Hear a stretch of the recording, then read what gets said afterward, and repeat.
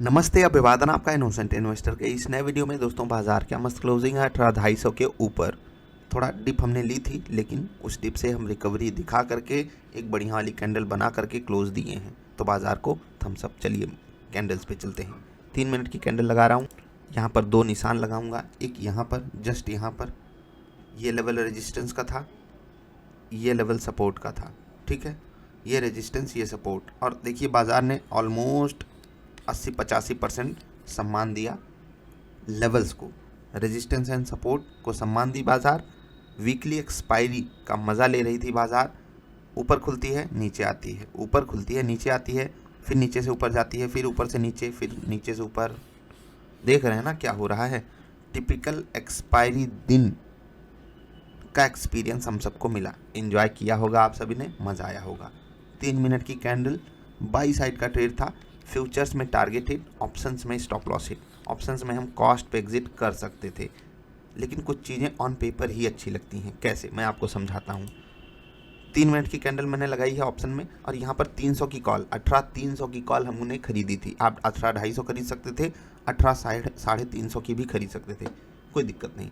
अब यहाँ पर आप देखिए, सिंपली आपको थोड़ी देर बाद, यानी कि 10 मिनट बाद ये पता लग जाता है कि बाई करना है या सेल करना है। ठीक, अब 10 मिनट बाद आपको पता लग गया, 12 मिनट बाद आपको पता लग गया, 15 मिनट बाद आपको पता लग गया कि बाई साइड का ट्रेड जाना है, तो आपके लिए पूरा रूम है। और देखो जनरली होता क्या है कि बाजार एक ट्रेंड बांधती है और उसमें चलती है, और ये ऑलमोस्ट 55 से 60% केसेस में होगा कि आपको बाजार टारगेट दे कर जाती है जिस ट्रेंड पे आप ट्रेड लेते हो।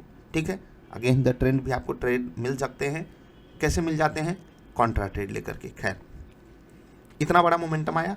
अगर हम नेक टू नेक बात करें, जैसे कि फ्यूचर्स में हमारा 20 पॉइंट का टारगेट होता है, हमें वहाँ पर मिल गया, लेकिन उस 20 पॉइंट से हमें यहाँ पर 10, 12, 15 पॉइंट नहीं मिल पाते हैं ऑप्शंस में। ठीक है, प्रीमियम उतनी तेज़ी से नहीं बढ़ा क्योंकि एक्सपायरी का दिन था। ऊपर जाते हुए बाजार में प्रीमियम बढ़ना कम हो गया, इसी कारण अचानक से सेलिंग आ गई। अब इस सेलिंग में हमको स्टॉप लॉस इसलिए देना पड़ा क्योंकि ये सेलिंग अचानक से आ गई। धीरे धीरे करके आती तो हम कॉस्ट पे एग्जिट कर लेते। समझ रहे हैं? तो चलिए, स्टॉप लॉस 3 मिनट की कैंडल पे ऑप्शंस में मिला है, लेकिन 10 मिनट की कैंडल ने मज़ा ला दिया। देखिए ज़रूर और समझिए ज़रूर कि आप के पास क्या ऐसा कुछ है जो इतने ऊपर के लेवल पे भी, ठीक है, बाजार गैप अप की हो। और मैं आपको सिंपली बता रहा हूँ, सिर्फ इतना देख करके, सिर्फ अब आप सोचिए कि बाजार खुली है, नीचे से बढ़िया रिकवरी दिखाई है, दूसरी कैंडल ग्रीन, तीसरी कैंडल ग्रीन, उसके बाद भी हमको सेल साइड का ट्रेड मिल रहा है। ये कमाल हो सकता है। और आपके पास अगर रेजिस्टेंस हो ऊपर, डबल कन्फर्मेशन के साथ हो सकता है। तो आप यहाँ पर हाई क्वांटिटी के साथ ट्रेड लेते हो। मैं आपको कह दूं कि जनवरी महीने का मेरा सबसे बड़ी क्वांटिटी के साथ ट्रेड यही था, 10 मिनट का, और यहाँ पर फॉर्चुनेटली हमारे टारगेट आए हैं। मैं ये नहीं कह रहा हूँ कि हमेशा आप जब बड़ी क्वांटिटी से ट्रेड लोगे आपके टारगेट ही आएंगे, लेकिन आप रिस्क डिफाइन करके ट्रेड लोगे तो बाजार आपको बाहर नहीं ढकेलेगी। मज़ा आया, मज़ा आया। यहाँ पर हमने 18,200 की पुट खरीदी थी। ठीक है, अब निफ्टी, बैंक निफ्टी की बात हो गई, 18,200 की पुट की मैं बात आपको दिखा देता हूँ, उसके बाद आगे चलूँगा अन्य चीज़ों पे, क्योंकि विप्रो पे काफ़ी सवाल आए हैं। दूसरे चैनल पे मैंने वीडियो भी डाल दी है, अब आप यहाँ से डिकोड कर सकते हो। वहाँ पर हमको पता लग गया, पुट एक बार के लिए बहुत तेज़ी से ऊपर गई, फिर नीचे आ गई, और नीचे आई, वहीं पर हमको खरीदना था, पुट खरीदना था। जी हाँ, 18,200 की पुट खरीदनी थी हमको, 176 रुपये। यहाँ पर मेरी बाइंग हुई, और उसके बाद आप देख सकते हो इसने 210 तक का हाई मारा है। 76, 10, 86, 10, 96, 10, 206, इस 30-35 रुपये के मोमेंटम में हमको 20 पॉइंट पकड़ने थे आसानी से। विप्रो के बारे में बहुत लोग बात कर रहे हैं, गैप डाउन हो गया, क्यों हो गया, क्या करें। दूसरे चैनल पे वीडियो डाल दी है, टेलीग्राम नीचे लिंक है, जुड़ जाइए, वहाँ पर वीडियो अवेलेबल है, जाकर देख लेना। लेकिन विप्रो की बात हर कोई कर रहा है, 2022 के पहले स्विंग ट्रेड की बात कोई क्यों नहीं कर रहा है। वीडियो देखी है ना आपने, 2022 का पहला स्विंग ट्रेड, टाटा स्टील, कई सारे कन्फर्मेशंस थे वहाँ पर ट्रेड लेने के, और उसके बाद अब एक कन्फर्मेशन और बढ़ गया यहाँ पर, और इसी कारण इतना बड़ा आपको मोमेंटम देखने को मिला। ऑलमोस्ट 6% ऊपर जब कोई निफ्टी का स्टॉक होता है, आपको पता है वहाँ पर कितना बड़ा कारनामा होता है। जी हाँ, आज अगर विप्रो की दिक्कत को, एचडीएफसी बैंक की दिक्कत को कोई संभालने की कोशिश किया है तो वो मेटल स्टॉक्स हैं, कमाल के चले हैं, बहुत बढ़िया, बहुत बढ़िया। आज जो शिफ्टिंग हुई है ना ताकत की, वो मज़ा दी, और यही बाज़ार की खूबी है, यही एक अच्छे पोर्टफोलियो की खूबी है। आई होप आपने टाटा स्टील को होल्ड किया होगा, या फिर आपने स्मार्टली ज़रूर प्ले किया होगा टाटा स्टील में। अभी बात कर लेते हैं एक और स्टॉक की, कोल इंडिया। ये भी भाग रहा है ना, ऑलमोस्ट 3% ऊपर है। और कितने लोग बताएंगे, देखो जो लोग सीरियसली वीडियो देखते हैं समझते हैं, और मैं जनरली कोई स्टॉक ऐसे ही नहीं बोल देता हूँ खरीद लो।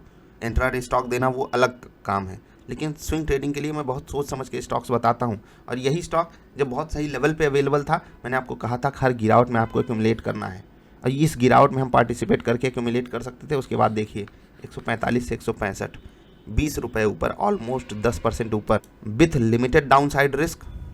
हम सब ने इस ट्रेड को पकड़ा था और बहुत मज़ा आया। एक काम आप करना चालू कर दीजिए, गलत जगह पे फंसना बंद कर दीजिए, तो आपको बहुत मज़ा आएगा। जहाँ भीड़ है थोड़ा वहाँ से बचिए, जहाँ पर ज़्यादा लोगों का इंटरेस्ट है थोड़ा वहाँ से बचिए, क्योंकि वहाँ पर हम आप जैसे लोगों को फंसा दिया जाता है यार।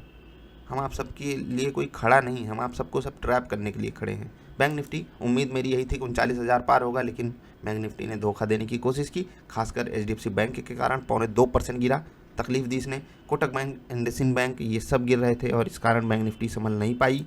बाकी अगर अन्य इंडेक्सेस की बात करें तो सबने निफ्टी को आउट परफॉर्म किया है, क्योंकि अन्य जगहों पे विप्रो जो है तकलीफ नहीं दे रहा था।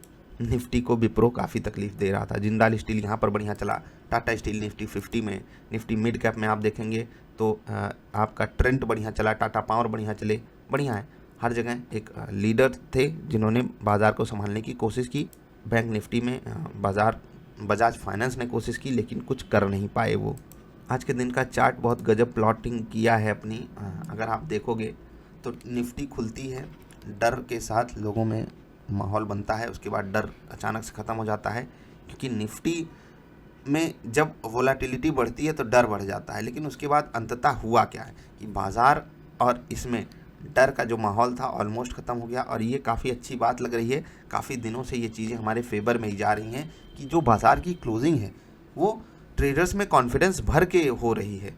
मतलब आप समझ रहे हैं कि ट्रेडर्स को कोई तकलीफ नहीं होती है क्लोजिंग करवाने में। जहां बाज़ार की क्लोजिंग हो रही है वहां पर ना वोलेटिलिटी है, कोई दिक्कत नहीं, ट्रेडर्स आराम से बाज़ार को वहां पर लेकर जाते हैं, क्योंकि बाज़ार आप देखिए ऑलमोस्ट बढ़िया क्लोजिंग दी है। और इंडिया विक्स अगर आप देखोगे ऊपर के लेवल से काफ़ी तगड़े से फिसला है और सही तरीके से आपको स्टेबिलिटी के साथ अपनी क्लोजिंग दिखाया है।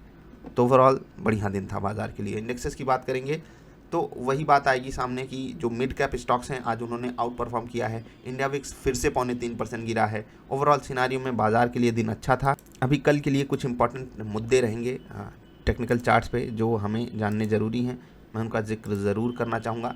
सबसे पहले 1 घंटे की कैंडल, और यहाँ पर कुछ आपको देखने को मिलेगा कमाल का, ठीक है।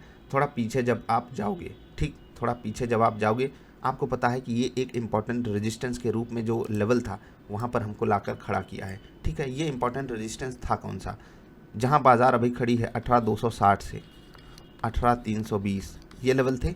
यहाँ पर आप देख सकते हो, यहाँ पर आप देख सकते हो, इसको क्रॉस करके बाज़ार गैप अप करके ऊपर तो गई थी और यहीं पर आकर सपोर्ट लेने की कोशिश की थी, फिर गिरी, फिर यही रेजिस्टेंस प्राप्त किया और फिर वहीं से गिर गई थी, ठीक है। तो अभी हमारा फोकस इस पे होना चाहिए, इन लेवल्स पे, यानी कि जो अभी ऊपर के 50-60 पॉइंट के लेवल्स हैं वो एक बड़े रेजिस्टेंस के रूप में हैं। कल उम्मीद बड़े गैप अप की थी, हम इसके आसपास खुलते तो हो सकता था कि हम यहाँ स्टेबिलिटी के साथ क्लोजिंग दे जाते और फिर हम तेज़ी से भाग जाते। अगर कल बाज़ार फ्लैट खुलती है तो हमारे लिए दिक्कत बड़ी रहेगी। मैं तो ये कहूँगा 18,000 से बड़ा रेजिस्टेंस, ठीक है, 18,310 का है, ये लेवल आप नोट करके रखिएगा। बहुत ध्यान से आपसे मैं मुलाकात करूँगा ज़रूर इस लेवल पे डिस्कशन करने के लिए। Let's hope for the best, देखते हैं क्या होता है। 18,310 ये लेवल याद रखना। अभी मैं आपसे विदा ले रहा हूँ। वीडियो पसंद आई तो लाइक कर देना। विप्रो की वीडियो अपलोडेड है, टेलीग्राम से जुड़ना हो, नीचे इनोसेंट इन्वेस्टर लिखा हुआ है, क्लिक करके आप पहुँच सकते हो, या फिर डायरेक्टली आप टेलीग्राम पे इनोसेंट इन्वेस्टर सर्च कर सकते हो। अभी मैं आपसे विदा ले रहा हूँ। वीडियो देखने के लिए आपका आभार, नमस्कार।